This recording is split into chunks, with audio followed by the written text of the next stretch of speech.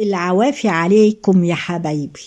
النهاردة جاية بالفيديو الجديد ده أقول لكم كل سنة وانتوا طيبين، عشان رمضان خلاص بيخبط على الأبواب. إزاي نعمل عزومة بأرخص الأسعار وما نهلكش ميزانية الشهر؟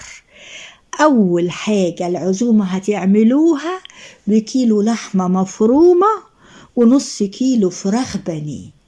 أظن مفيش عزومة أقل من كده. هتعملوا بيهم إيه يا حبايب خالتي تونة؟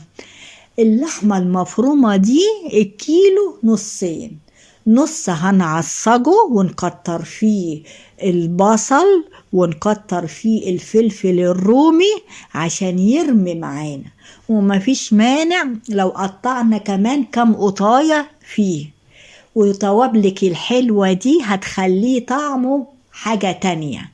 والنص التاني هنحط عليه برغل، وهنحط عليه قرن فلفل رومي مفروم، وهنحط عليه كزبرة خضرة، بس ايه الورق بس، العيدان لا. هيا حبايبي، و3 معالق بقسماط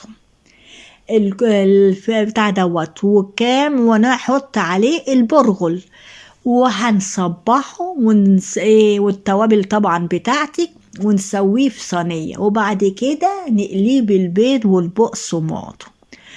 اما اللحمة المعصجة ديت هنعمل منها 3 صواني، هنعمل صينيتين مكرونة وصينية جلاش، او مش عايزين المكرونة ممكن نحشي بطاطس محشية في الفرن ورز بالشعرية جنب صينية الجلاش، ونحمر كده نص كيلو بطاطس شيبسي، ونعمل حبة ملوخية على حبة شوربة حبايبي. والفراخ البانيه ما لهاش قطع كبيرة، قطعها شرايح هترمي معايا. وممكن نستبدل الفراخ البانيه بدبابيس الفراخ، او لو عايزة فرخة قطعها 8 قطع واقليها بالبيض وبالبقسماط، وبعد ما اسويها نص تسوية. كل ده هتبقى سفرتي الجميلة. وممكن نشوي بتنجانية ونعملها بابا غنوج، ونحط كمان يا حبايبي فيها كزبرة خضرة، بس بلاش العيدان هاتي، وكمان فلفلة واحدة رومي مشوية أقطعها عليها، وقليل قوي من الطحينة وفصين توم. هيا حبايبي، هتبقى سفرة جميلة. اديني بقول لكم افكار ومش هتهلكوا الميزانية. وكمان العصير، جزراية كبيرة قشروها واسلقوها واضربوها في الخلاط مع 4 وحدات استفندي، ونشيل منه البذر، ونحط مية ساقعة وسكر ونصفيه. لو الخلاط بتاعك كويس خلاص هيبقى أجمل عصير، والناس هيسألوك العصير ده ايه. او ممكن تعملي ميكس برتقانتين على استفنديتين، ويبقى اجمل عصير وعصير جديد هتشربوه. هيا حبايبي، هتخلي سفرتك حلوة. لو هي مفيش عزومة مفيش داعي نعمل صنفين بروتين.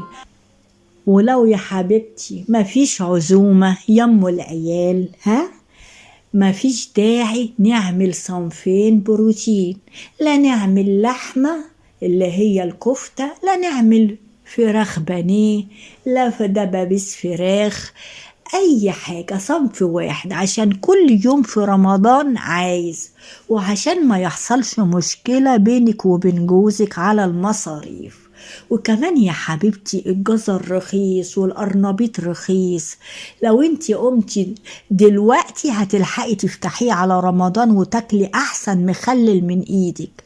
جزر تقطعيه على ظهر القرنبيط تاخدي الزهر وتقطعيه صغير كده، وتحطي القرنبيط على الجزر على الخيار على كام قرن فلفل ومية وملح و3 معالق خل، أو بقى عندك أجمل مخلل من إيدك، بدل ما تروحي تجيبي الكيس ب30 و40 جنيه.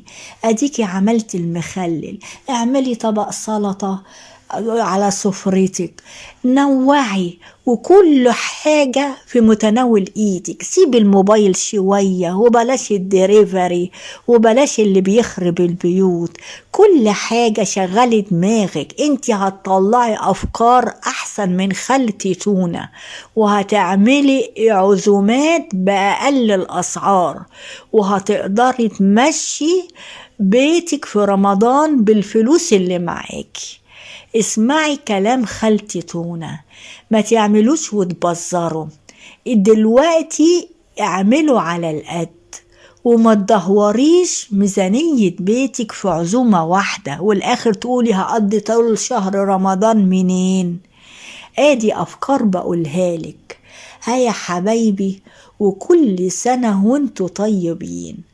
وكمان هنزل لكم أفكار جديدة كمان، وحاجات هتوفر معاكم في طول شهر رمضان. وكل سنة وانتم طيبين.